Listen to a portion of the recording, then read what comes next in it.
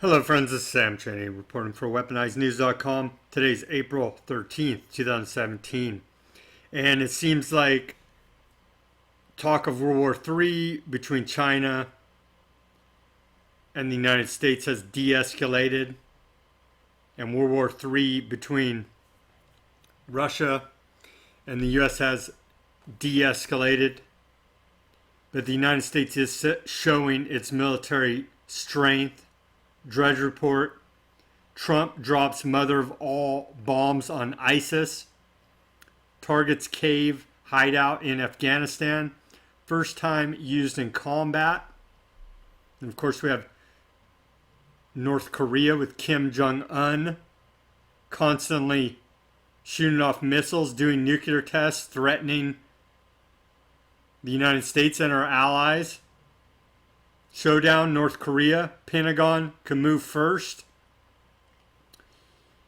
Day of the Sun, North Korea prepares big celebration, nuke test.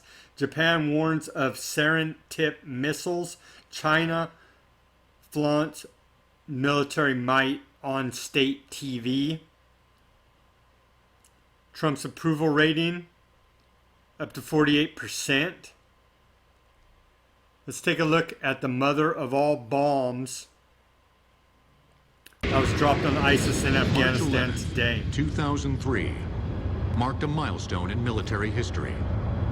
At Eglin Air Force Base in Florida, the United States tested a new superweapon. MOAB, short for Massive Ordnance Airburst, quickly became known as the mother of all bombs. This massive weapon creates a blast radius stretching a mile in each direction. The MOAB is made out of an aluminum skin, a very thin aluminum skin. And the reason we did it that way was in order to maximize the blast effect. We did not want the airframe of the bomb to interfere with the development of a blast wave that has the impact to the target. The world's largest non-nuclear weapon, MOAB is over 30 feet long and weighs more than 21,000 pounds. It's no easy task to accurately maneuver such a behemoth through the skies toward its target. Engineers overcame the challenge with a grid fin design that provides great aerodynamic lift. During carriage, these four grid fins are folded forward onto the bomb in order that it makes a very compact design for carriage. When the weapon is deployed out the back end of the C-130, the fins are subsequently deployed with aerodynamic assisting in the deployment because... So there's some about the mother of all bombs. ISIS hammered as U.S. drops biggest non-nuclear weapon ever. 21,000-pound bomb is used in anger for the first time to obliterate jihadist caves in Afghanistan. It can create a blast crater more than 300 meters wide after being dropped from a Hercules MC-130 cargo plane. Trump pledged in 2015 that if he became president, he would bomb the shit out of ISIS. On Thursday, he called the bombing another successful job and said he had delegated strike authority to his military commanders. Pentagon denies that it was revenge for the death on Saturday of a Green Beret soldier in the same region of Afghanistan. There's another picture of the mother of all bombs. Continuing, U.S. drops largest non-nuclear bomb in Afghanistan after Green Beret killed. The Pentagon's denying it was in retaliation to that. U.S. drops largest non-nuclear bomb in Afghanistan. Another picture of it painted up differently. U.S. may launch strike in North Korea if North Korea reaches for nuclear trigger. The U.S. is prepared to launch a preemptive strike with conventional weapons against North Korea should officials become convinced that North Korea is about to follow through with a nuclear weapons test. Here's some photos. Do these satellite images prove North Korea is preparing to detonate a new nuclear bomb to mark sinister day of the sun as Trump's armada moves in? And of course, a large naval armada is parked off the Korean peninsula as we speak. Here's some of those satellite photos. Satellite imagery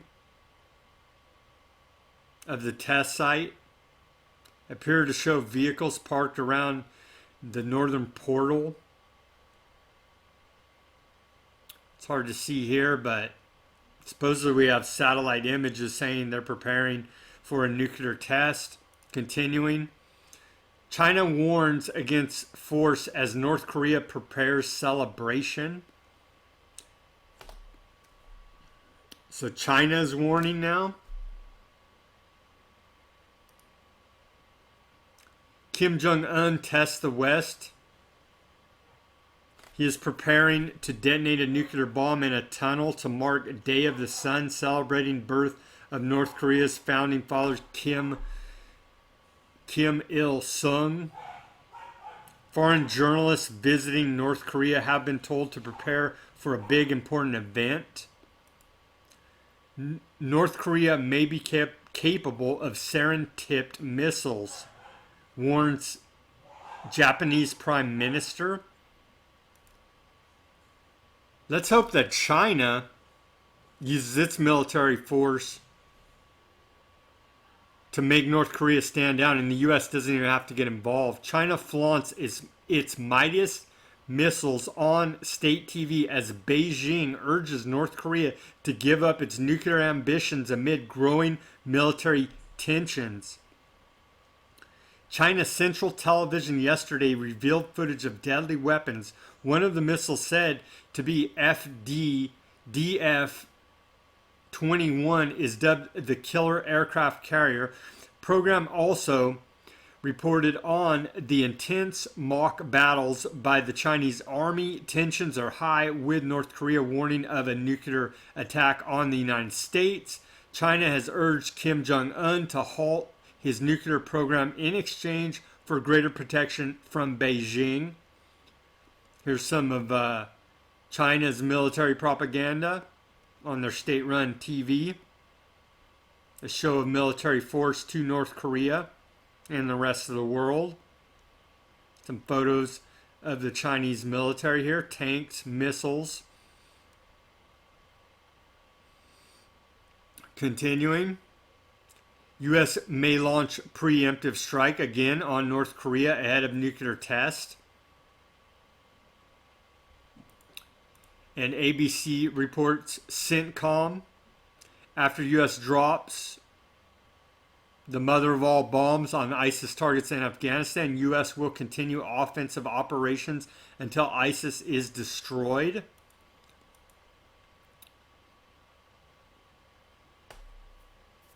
So it seems like things have de-escalated. However, I would hope that China will take care of its bulldog to the south and put North Korea on a leash and have them cease their threats toward us in the United States and our allies, Japan and others. But if they don't, then the United States is going to have to take care of it. And as for this strike, the mother of all bombs on ISIS,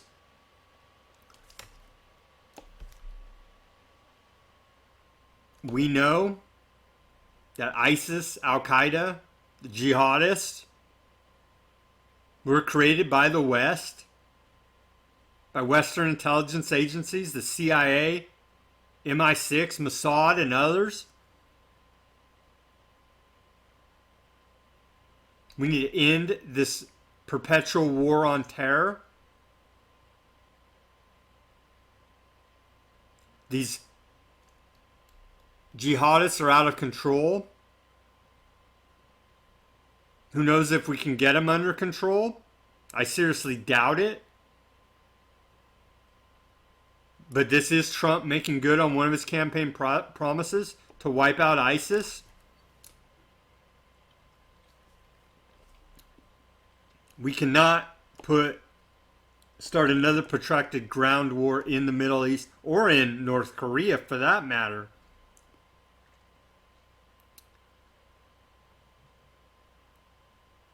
Let's pray that North Korea will stand down and it can be the situation between them threatening the United States and the West can be resolved by China, or there will be strikes on North Korea and possibly, most likely, a larger war there. So that's an update about possible World War III scenarios that seem to have de-escalated, but now the ball is in North Korea's court to see what they're going to do next. Do your own research. I will continue to report as these stories develop. Subscribe to this channel, speak out, and take action.